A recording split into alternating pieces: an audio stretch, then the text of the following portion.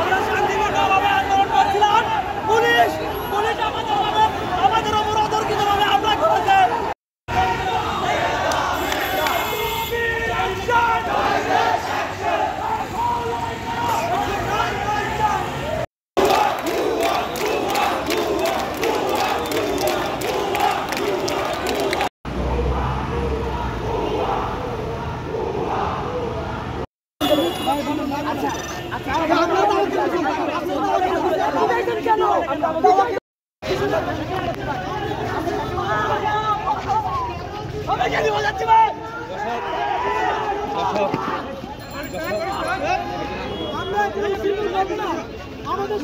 বাংলাদেশের অত্যাচারিত পুলিশ ছাত্রদলের উপর আক্রমণ করছে।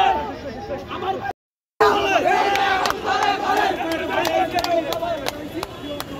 ভাই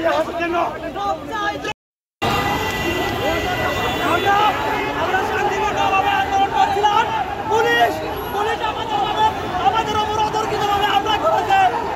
আমার এক ভাই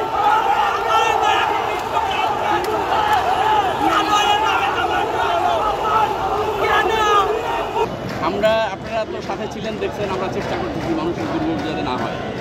আমরা তাদেরকে টাইগার পাসের ওখানে রাখার চেষ্টা করেছি, ফিরে রাখার চেষ্টা করেছি, তারা ব্যারিকেড ভেঙে চলে আসছে।